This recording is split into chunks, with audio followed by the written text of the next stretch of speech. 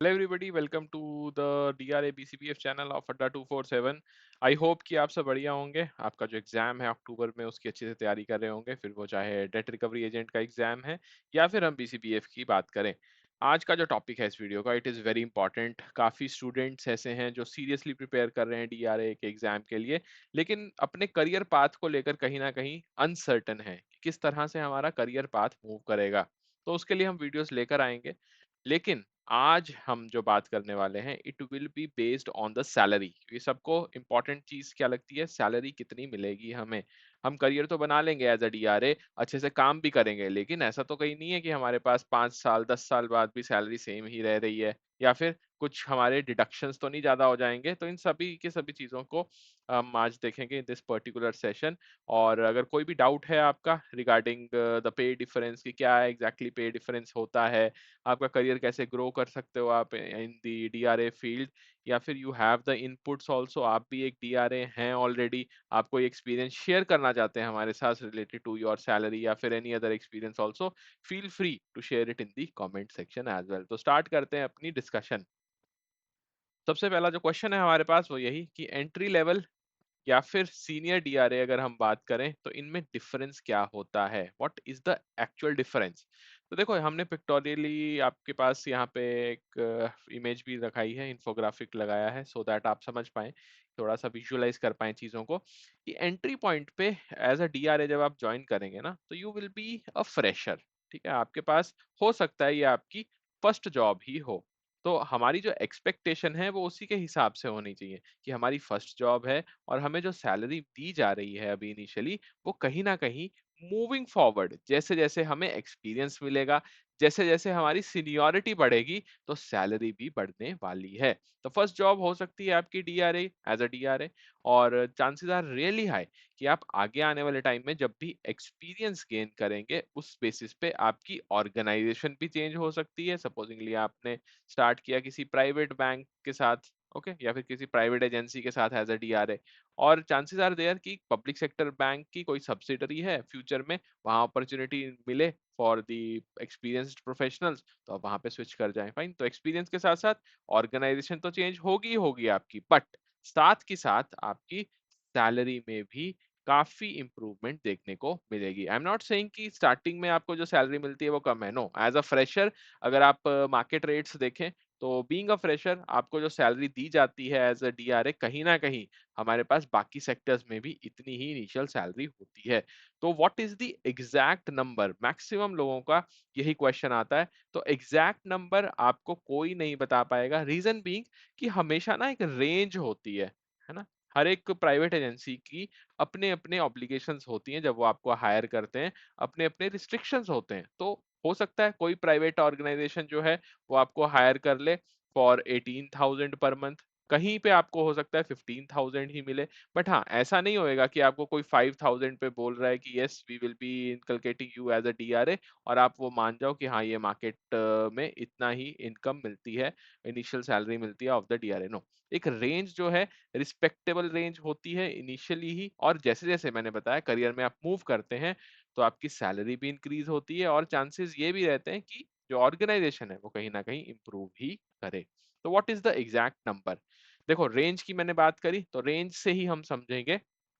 अगर हम एक डिस्टिंग्विश करते हैं सैलरी डिफरेंस को वाया अ टेबल, एक टेबल से समझते हैं हमारी सैलरी डिफरेंस कितनी है, तो बेस सैलरी और आपके पास इंसेंटिव या फिर कमीशन की मैं बात करूं, ये दो मेजर कंपोनेंट होते हैं जिनको मिलाकर आपकी मंथली सैलरी बनती है।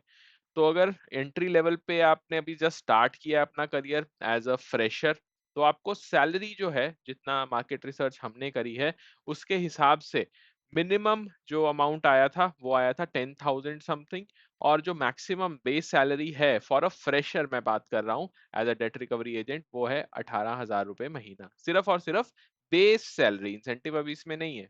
लेकिन जैसे आप करियर में मूव करते हैं, आप सीनियर पोजीशन होल्ड करते हैं, या फिर एक्सपीरियंस अच्छा खासा हो जाता है आपको, तो आपकी सैलरी जो है वो किस रेंज में आ जाएगी, रेंज हो जाएगी उसकी 25,000 से लेके 50,000 पर मंथ। और ये एग्जैजरेट नहीं किया जा रहा नंबर, ये एक्चुअल में है। कितने ही ऐसे DRAs हैं जो अपनी सिर्फ और सिर्फ सैलरी ही 50,000 कोट करते हैं, सही 50,000 मंथली सैलरी मिलती है एक्सपीरियंस्ड डीआरएस को। तो अगर आप एक चीज देखो कि मैक्सिमम जितने भी सेक्टर्स हैं जहाँ पे फ्रेशर्स रिक्रूट होते हैं किसी भी फील्ड में, उनकी इनिशियल सैलरी तो इसी रेंज में रहती है 15,000 टू 25,000। तो हमें भी रिस्पेक्टेबल सैलरी ऑफर की जा रही है। इसीलिए बोला जाता है कि being a debt recovery agent आपने कभी भी ये नहीं सोचना है कि हाँ स्टार्टिंग में तो सैलरी कम मिल रही है आगे भी ऐसे मिलेगी। नो, जैसे जैसे आप सीनियर पोस्ट होल्ड करेंगे कहीं ना कहीं सैलरी डबल या ट्रिपल भी हो सकती है। सेकेंड कंपोनेंट जैसा मैंने आपको बताया आपकी मंथली सैलरी का क्या होता है, इंसेंटिव या कमीशन। तो इंसेंटिव्स हमें कितना मिल सकते हैं, क्या वो भी इंक्रीज होते हैं फ्यूचर में? Answer is yes. स्टार्टिंग में आपको 1% to 3% of your recovery amount मिला, ठीक है।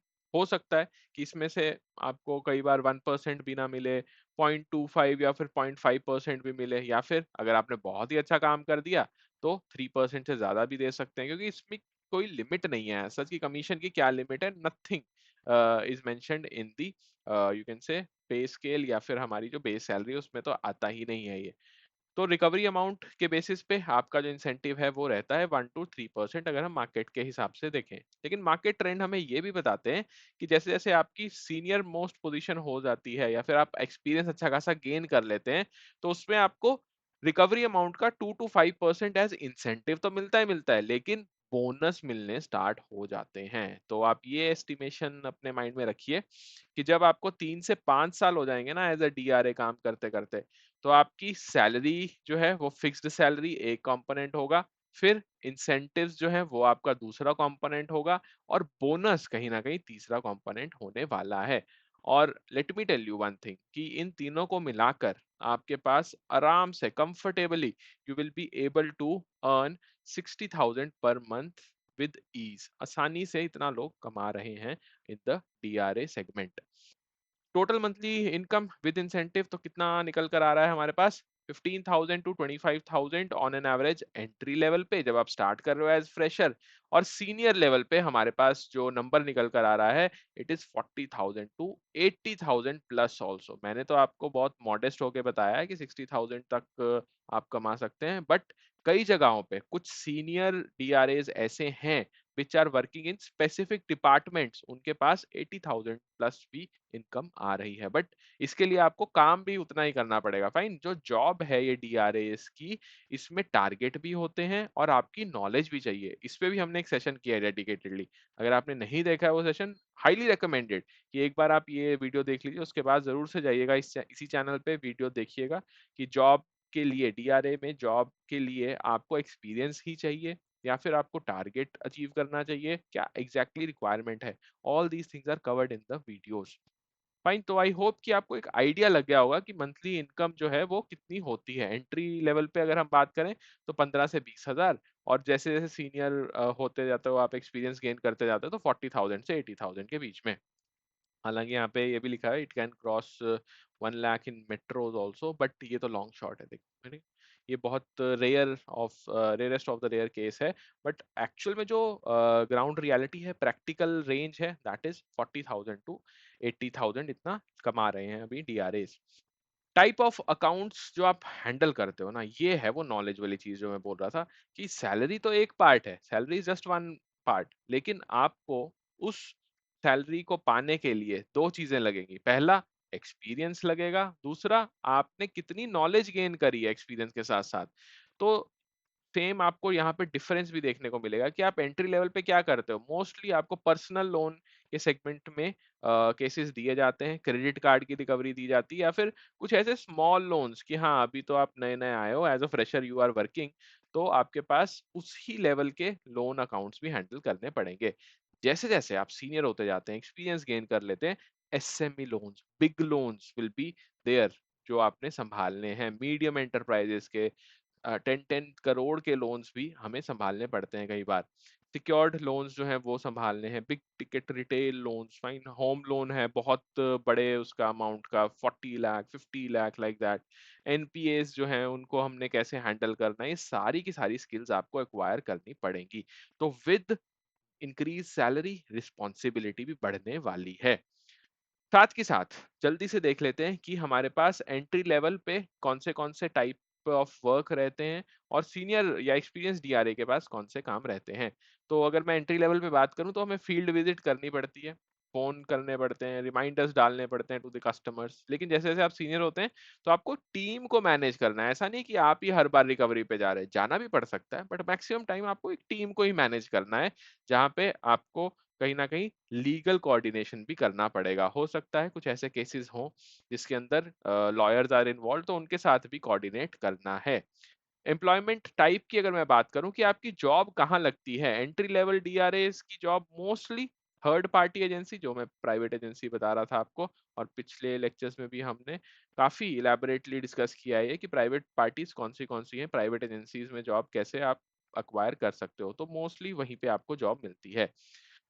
सीनियर डीआरएस जो हैं उसमें आपको डायरेक्ट हायरिंग हो सकती है, जैसे प्राइवेट बैंक्स हैं उसमें डायरेक्ट हायरिंग होती है डीआरएस की, कुछ एनबीएफसीज हैं वहां पे भी आपको डायरेक्टली हायरिंग मिल सकती है, अपॉर्चुनिटी मिल सकती है डायरेक्ट हायरिंग की, और सीनियर एजेंसी मैनेजर की तरह भी आपको हायर किया जा सकता है इन फ्यूचर, अगर आपको 15 साल का एक्सपीरियंस है, 15 एंड अबव। अथॉरिटी लेवल की अगर हम बात करें तो एंट्री लेवल पे आपके पास डिसीजन मेकिंग उतनी ज्यादा नहीं होती है, आपको सिर्फ और सिर्फ एक मैसेज कन्वे करना रहता है कस्टमर को कि हाँ ये इशू आ रहा है, आपकी पेमेंट नहीं आई है, नहीं पे करोगे तो ये रेपरकशंस हो सकते हैं, ये आपकी आउटकम आ सकती है, उस हिसाब से आप पे कर दीजिए। और आपका फोकस जो है सिंगल फोकस होता है कि कलेक्शन मैक्सिमम से मैक्सिमम करो। क्यों? क्योंकि हमारी नई नई जॉब लगी है, हमें फिक्स सैलरी तो मिल ही रही है, साथ में इंसेंटिव भी मिल रहा है जो हमें रिकवरी अमाउंट हम कर पा रहे हैं। सीनियर लेवल पे आपको क्या करना पड़ता है, रीस्ट्रक्चरिंग प्रोसेस में बहुत ज्यादा इन्वॉल्व रहते हैं सीनियर लेवल पे डीआरएस, कि आपका जो लोन जो है बैड एसेट में कन्वर्ट हो गया है उसको कैसे हम सही करें, अपनी टीम को आप रिकवरी स्ट्रैटेजी बताते हैं, फाइन। तो एक कहीं ना कहीं मैनेजमेंट के रोल के अंदर आप आ जाएंगे when you talk about as a experience DRA. Growth path की डिस्कशन में विद एक्सपीरियंस आप एज अ डीआरए जब ज्वाइन करते हैं उसके बाद 3 से 4 साल में आप टीम लीड भी बन सकते हैं, फाइन। आपका एक ग्रुप है डीआरएस का, उसका लीडर आपको बनाया जा सकता है, एज टीम लीड आप फोकस कर सकते हैं अपने करियर पे। और एक्सपीरियंस डीआरएस जिनके पास एक्सपीरियंस हो गया है 5 से 7 साल का या फिर 10 साल का एक्सपीरियंस हो गया है, then they can move to collection manager, recovery head, या फिर बैंक्स के इन हाउस कलेक्शन टीम में भी आपको जगह मिल सकती है, specifically in the private banks, fine. तो आई होप कि ये डिफरेंस आपको समझ में आया होगा कि सैलरी के साथ साथ आपकी जो रिस्पॉन्सिबिलिटीज हैं वो भी चेंज होने वाली हैं। ओके, तो डेफिनेटली आप जितने भी लोग इसको देख रहे हैं वीडियो को, जरूर से बताइएगा इन दी कमेंट सेक्शन कि what are the issues you are facing right now in your preparation. कोई और डाउट है आपको इस पर्टिकुलर डोमेन से, डीआरए से रिलेटेड या फिर बीसीबीएफ से रिलेटेड, वो भी आप पूछिए इन द कमेंट सेक्शन। और आप लोगों के लिए एक क्विक रिवीजन के लिए we have included the infographic also कि डीआरए सैलरी कितनी है इंडिया में। एंट्री लेवल पे 15 से 25 हजार, सीनियर लेवल पे 40 to 80 thousand in some cases as well, ठीक है। तो इसको भी आप याद रखिएगा कि कौन सी रिस्पॉन्सिबिलिटीज हैं। जरूर से बताइए इन दी कमेंट सेक्शन क्या भी आपको लगता है कि एंट्री लेवल पे इतना आपको पे हो रहा है, या फिर सीनियर लेवल पे आप हैं तो कितना आपका सैलरी आती है। Okay, so if you are new to this channel I would highly recommend कि आप जरूर से सब्सक्राइब कीजिए हमारा चैनल, बिकॉज हम लेटेस्ट अपडेट के साथ साथ आपकी जो डाउट्स हैं regarding DRA, BCPF, job profile से रिलेटेड है या फिर स्टडी प्लान से रिलेटेड है, everything we take on this particular channel. Okay, various sessions are there, और आप इसको सब्सक्राइब करेंगे you will B the first one to know कि कौन सी अपडेट्स आई हैं। Okay, so with that goodbye everybody, take care, मिलते हैं अगले वीडियो में।